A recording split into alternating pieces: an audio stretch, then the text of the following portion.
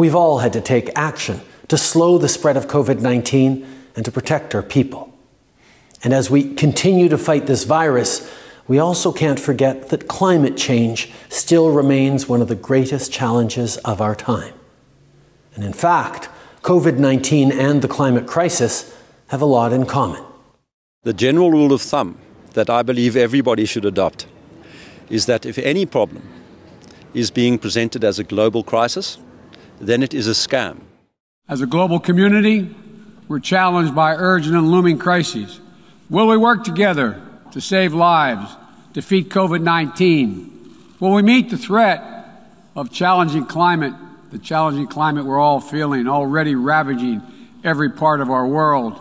That's the idea behind the Build Back Better world.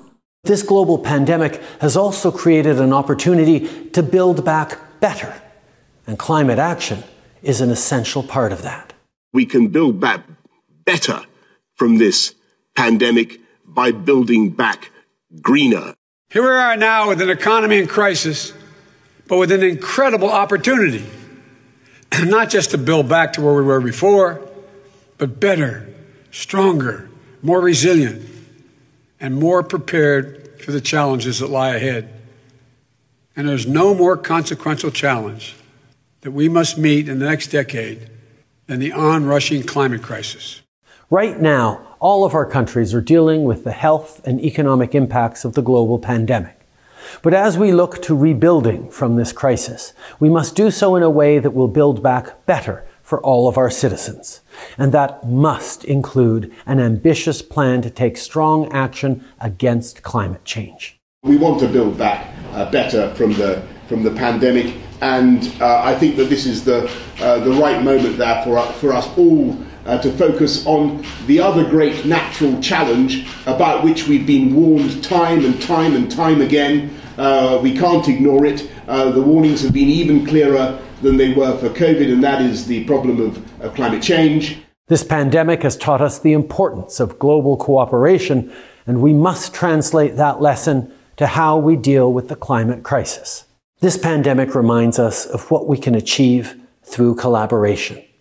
We came together, countries, communities, and neighbors, to work for our collective safety and well-being. That's a lesson we need to apply to the climate crisis. The pattern that we are confronted with is really the fabrication of global crises. The presentation either of non-existent problems or small local problems as being general global crises. That fabrication followed by the assertion that the only solutions that are permissible are global ones that require a global authority, global control. That is the general pattern that we are up against. The COVID policy response was one of those. Look at what happened to countries like Sweden or Tanzania, who tried to push back against the orthodoxy, the new orthodoxy.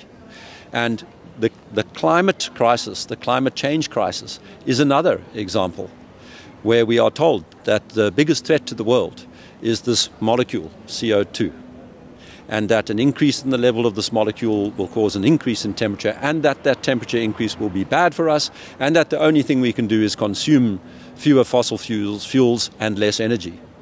That's fitting the pattern exactly. The other things you can observe is, instead of presenting science as an ongoing, evolving activity, it is presented in terms of static knowledge, consensus. And you see the cancellation and censorship of dissident voices rather than engagement with them. These patterns are proof of a scam. That is what people need to understand. Whenever something is presented as the science, as a consensus, it is a scam. You do not have to go and get engaged in all of the minutiae of the scientific principles and the models and the measurements at all. You can know with absolute certainty that you are dealing with a scam when dissent is suppressed.